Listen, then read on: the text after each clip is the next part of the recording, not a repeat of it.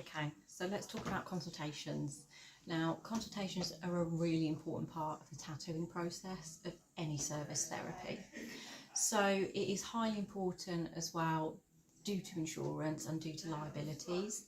You are, at the end of the day, the qualified practitioner, so your insurers will want to see that you have done a medical check and a consent form, that you have also potentially done any ID checks as well, because remember, you cannot be under 18 to have this done.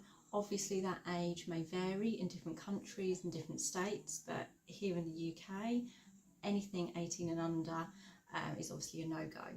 So please make sure that you are actually asking for ID, especially if you're not sure about the age of the client, but I would make it part of your protocol anyway, because it does also actually reassure the clients that you are going through the correct process and procedures. Now, we do have our own medical and consultation forms that actually we have online and tend to send out to our clients. Once they've expressed interest and they want to obviously go forward with a design, then we need to make sure that they are medically able to have it done. So this is where we will check for what is called contraindications. Now, there are preventative contraindications, which are an absolute no-go, and there are also restrictive ones where you could potentially do the service but with a GP's note, or you might have to avoid certain areas. So an example of a restrictive contraindication is, let's say your client wants a tattoo on their arm, but they've broken their wrist. So obviously you know that you are going to have to avoid that wrist area until everything is fully healed. You won't be able to lean, stretch or touch it, but you could potentially do the upper arm if they were looking at having a full sleeve, let's say. Also, when it comes to getting GP consent, that is quite important. There are certain things obviously that would be a potential no-go, but your client might be on medication that actually controls that. An example of this is high or low blood pressure. Now, technically it is a contraindication, and please always check with your insurers that they will cover it, or if they won't. However, you could potentially get a GP's consent to say everything's under control and that their GP was happy for them to go ahead and have a tattoo done.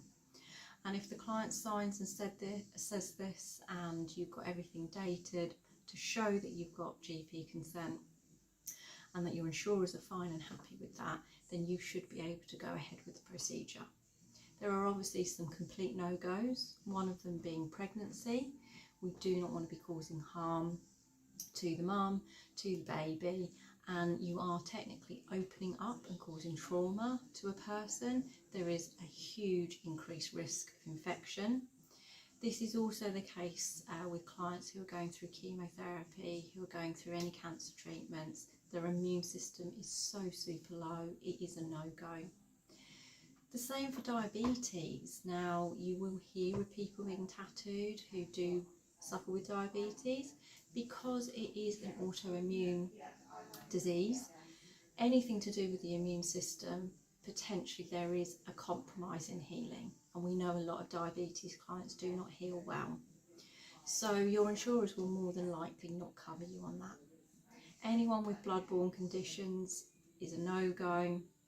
Again, you need to check for things such as HIV, hepatitis, haemophiliacs, because they will bleed out. It's an absolute no-go. But also you need to think and consider about things like scarring.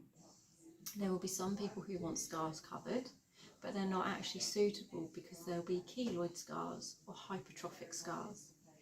And actually you will end up triggering these and making these worse.